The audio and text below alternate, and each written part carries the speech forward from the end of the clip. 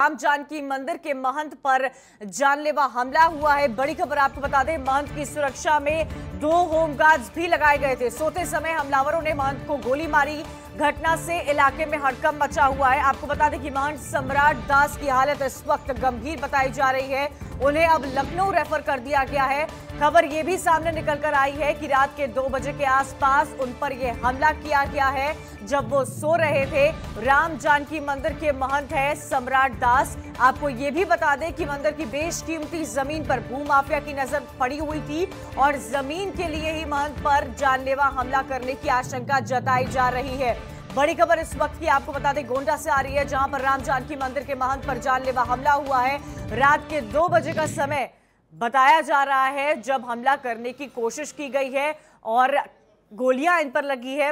अस्पताल ले जाया गया जहां इनकी कंडीशन इस वक्त क्रिटिकल बताई जा रही है और तुरंत वहां पर डॉक्टर्स ने उन्हें लखनऊ रेफर कर दिया है। सोते समय हमलावरों ने महंत पर गोली मारी है। सुनिए। 2 लोगों को पुलिस के द्वारा पूछताछ के लिए पिक भी कर लिया गया, उनसे पूछताछ जारी है। जो तथ्य सामने आ रहे हैं कि जिन पे इन्होंने आरोप लगाया है उनके साथ पूर्व में भी विवाद इनका चल रहा है, जमीन संबंधी विवाद। उसी गांव के लोग हैं ये और पूर्व में भी मुकदमे जो है इसमें पंजीकृत हैं। पूरे घटना की विवेचना की जा रही है।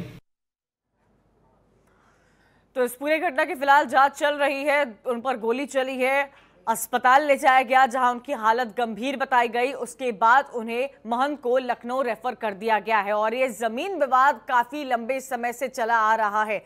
जमीन को लेकर आशंका जताई जा रही है कि हमलावरों ने गोली मारी है। आपको यहां पर यह भी बता दें कि रात के 2 बजे का वक्त बताया जा रहा है जब हमलावर वहां पर पहुंचे थे और अचानक से गोलियां फायर करनी शुरू कर दी है। राम जानकी मंदिर के महंत पर यह बड़ा जानलेवा हमला हुआ है। गोंडा में अस्पताल में भर्ती कराया गया जहां डॉक्टर्स ने, जो टीम वहां पर एक थी, उन्होंने उन्हें लखनऊ रेफर करने की बात की है। जैसा कि आपने कुछ देर पहले पुलिस प्रशासन को सुना, इस पूरे मामले की जांच पड़ताल की जा रही है। महंत से भी पूछताछ की गई है, जानकारी लेने की पूरी कोशिश की गई है। आने वाले समय में पुलिस प्रशासन ये पुख्ता सबूत के साथ उतरेंगे कि आखिर कौन वो लोग थे जिन्होंने ये पूरा षड्यंत्र रचा और सोते समय रात के 2 बजे महंत पर गोली चलाई है। जमीन विवाद एक बहुत बड़ी आशंका बताई जा रही है क्योंकि ऐसा पहली बार नहीं हुआ है जब जमीन को लेकर कोई विवाद सामने आया है। राम जानकी मंदिर के जमीन को लेकर कई बार विवाद होता रहा है, लेकिन सोचने और समझने वाली बात यह है कि 2 होमगार्ड्स इनको दिए गए थे,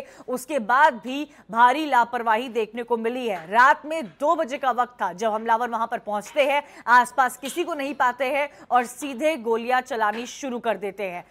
अस्पताल ले जाया गया जहां पर डॉक्टर्स की जो टीम मौजूद थी, उन्होंने महंत को लखनऊ रेफर करने की बात कही है। पुलिस ने पूछताछ की है, पुलिस की पूरी टीम गठित है जो इस पूरे मामले की जांच पड़ताल कर रही है।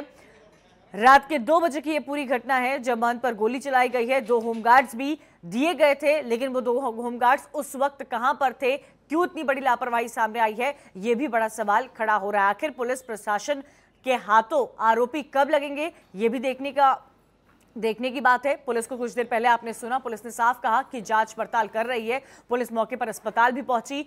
देखिए तस्वीरें आपको दिखा रहे हैं, अस्पताल की तस्वीरें जहां पर महंत से पूछताछ करने की पूरी कोशिशें जारी है। गोली लगी, हमला करने की पूरी कोशिश की गई जो नाकाम हुई है और अब महंत को लखनऊ रेफर कर दिया है क्योंकि हालत गंभीर बताई। गोंडा के जो अस्पताल के डॉक्टर्स थे उन्होंने राम जानकी मंदिर के महंत की हालत गंभीर बताई और इसी वजह से उन्हें लखनऊ रेफर कर दिया है। पुलिस पूरे मामले की जांच पड़ताल में जुटी हुई है। आने वाले समय में पुलिस जो भी षड्यंत्री रहे हैं, जिन्होंने पूरे हमले का प्लान किया है, उनको बेनकाब कर सकती है। 2 होमगार्ड भी इनके साथ थे।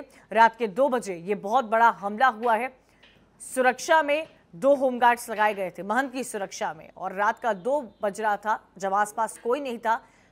किसी के न होने का फायदा उठाया इन हमलावरों ने, यानी कि ये समझिए कि बड़ी ही प्लानिंग और प्लॉटिंग के साथ ये हमलावर राम जानकी मंदिर के महंत के पास पहुंचे थे। ज्यादा जानकारी के लिए सीधा रुख करेंगे राजकुमार सिंह का, हमारे संवाददाता हमारे साथ जुड़े हुए। राजकुमार, रात के 2 बजे की ये पूरी घटना है, पुलिस ने बोला है कि हम जांच कर रहे हैं, क्या आरोपियों के बारे में कुछ पता चल पाया है? जमीन विवाद बहुत बड़ा मुद्दा है यहाँ। देखिए बिल्कुल कंचन, जो पुलिस से जो मेरी बात हुई है वो अब तक यही निकल के आया है कि जो महंत की तरफ से जो तहरीर पुलिस को दी गई थी उसमें से 2 लोगों को पुलिस ने उठा लिया है और उनसे पूछताछ की जा रही। बचे हुए जो 2 लोग थे वो पिक भी कर लिया गया, उनसे पूछताछ जारी है।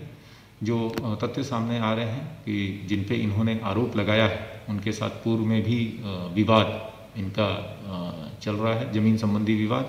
उसी गांव के लोग हैं ये, और पूर्व में भी मुकदमे जो है इसमें पंजीकृत हैं। पूरे घटना की विवेचना की जा रही है।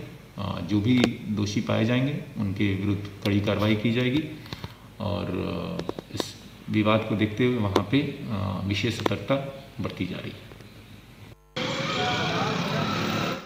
तो सुना आपने किस तरह पुलिस की तरफ से ये बयान सामने आया है, और आपको ये बता दें कि राजकुमार भी हमारे साथ जुड़े हुए। राजकुमार, सुना पुलिस प्रशासन की तरफ से बयान सामने आया है कि जांच की जाएगी, जो भी दोषी होगा वो छूटेगा नहीं, लेकिन सबसे बड़ा और ये भी एक बात, बहुत जरूरी बात पुलिस ने यहाँ पर रखी है कि ये पहली बार नहीं हुआ है, बहुत समय से इनका ये जमीन विवाद चल रहा था, पूर्व में भी ऐसी घटनाएं हुई हैं। देखिए कंचन, ये मंदिर पर महंतों पर हमला होने का ये तो कोई पहला ऐसा मामला नहीं है। जैसा कि आपने बताया, ये सही है कि गोंडा जिले में भी कई ऐसी घटनाएं हुई हैं कि जब मंदिर के महंत पर हमला हुआ है, लेकिन ऐसे में देखिए ये पहली ऐसी घटना इसलिए इसको देखा जा रहा है इस वजह से क्योंकि जब महंत की सुरक्षा में जो 2 होमगार्ड लगाए गए थे, पुलिस की तरफ से सुरक्षा जवान लगाए गए थे, ऐसे में जो अपराधी थे वो इस तरीके से आकर के हमलावर उनको गोली मार कर चले जाते हैं, और जो वहां पर जो लगे सुरक्षा में जो गार्ड थे उनको कानो कान पता नहीं होता है। उस फायर की आवाज सुनकर गांव के लोग वहां पर आते हैं और उनके द्वारा पुलिस को सूचना दी जाती है। घटनास्थल पर पुलिस पहुंचती है, ग्रामीणों की मदद से उनको अस्पताल लाया जाता है। ऐसे में जब यहाँ पर डॉक्टर देखते हैं तो उनकी हालत जो है वो चिंताजनक थी। फिलहाल उन्हें तुरंत KGMU के लिए रेफर कर दिया जाता है। लेकिन सवाल यह है कि देखिए ये महंत का जो विवाद था वो कोई आज पहला मामला नहीं था, बहुत पहले से उनका विवाद चल रहा था। पिछले महीने में भी जो मेरी पुलिस से बात हुई उन्होंने ये भी कहा, पिछले महीने में भी बाबा पर इस तरीके के हमला का एक सुनियोजित ढंग से प्लान बनाया गया था, जिसको पुलिस ने बाकायदा उनको तहरीर भी मिली थी और पुलिस ने FIR भी दर्ज किया था। लेकिन ऐसे में अगर पुलिस ठोस कार्रवाई उन लोगों पर राजकुमार, ये समझने की जरूरत है कि बड़ी ही प्लानिंग प्लॉटिंग के साथ ये पूरा हमला किया गया है। होमगार्ड्स कितने बजे होते हैं, कितने बजे नहीं होते हैं, आसपास कौन है कौन नहीं है, ये सब पहले से ही मॉनिटर किया जा रहा था। यानी नहीं, बिल्कुल ये कहा जा सकता है, क्योंकि देखिए वो ठीक उस समय देखिए वही तो पुलिस अभी, हालांकि जो SP से बात हुई उन्होंने जांच की बात कही है कि जो कागजों में वहां पर जो होमगार्ड उनकी बाबा की सुरक्षा में लगाए गए थे वो क्या मंदिर पर मौजूद थे या नहीं थे, और जब वहां पर फायरिंग हुई तो फिर उस समय पर होमगार्ड मौके पर क्यों नहीं पहुंचे, बल्कि वहां फायर की आवाज सुनने के बाद गांव के लोग वहां पर इकट्ठा हुए हैं। तो जो वहां पर मौके पर घटनास्थल पर पहुंचे हैं वो गांव के लोग थे।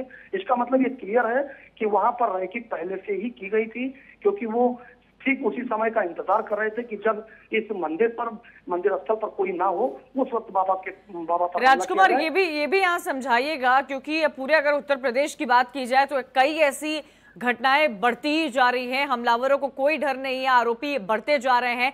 पुलिस प्रशासन का भी कुछ देर पहले यही बयान सामने आया था कि पूर्व में भी ऐसा हो चुका है। जब पूर्व में ऐसा हो चुका है तो इसे रोकने की कोशिश क्यों नहीं की गई प्रशासन की तरफ से?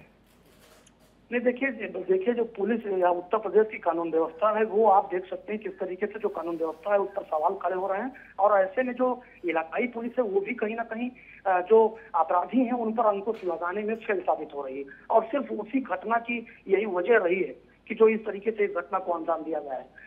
अगर ये जो बाबा से जो मामला हुआ है, जो बाबा के ऊपर हमला किया गया है, ये साफ बताया जा रहा है कि जो जमीन है उस जमीन विवाद को लेकर के पूरा बवाल हुआ है। ऐसे में देखिए अगर कहीं ना कहीं जो राजस्व है, अगर इस जमीन के विवाद को राजस्व ने भी अपना दायित्व समझा होता और राजस्व की टीम मौके पर गई होती, पैमाइश हुआ होता, उनके खिलाफ भूमाफिया की कार्रवाई की गई होती, तो शायद ये स्थिति आज न बनती। हालांकि अब इस वक्त जब घटना घट गई है तो पुलिस के ऊपर लाजमी है कि सवाल उठेंगे, लेकिन कहीं ना कहीं इसमें दोष जो है वो राजस्व का भी माना जा रहा है, क्योंकि इस जमीन के मामले में राजस्व को अपना फर्ज निभाना चाहिए था, उन्हें उस पर कार्रवाई करनी चाहिए थी। जी राजकुमार, कई सारे सवाल खड़े हो रहे हैं, पुलिस प्रशासन पर खड़े हो रहे हैं, यूपी की सरकार पर खड़े हो रहे हैं और भू माफियाओं पर भी खड़े हो रहे हैं। खासकर जो सबसे बड़ी लापरवाही है वो इन 2 होमगार्ड्स की सामने आई है, क्योंकि आगे भी आपने देखा जब आपने कहा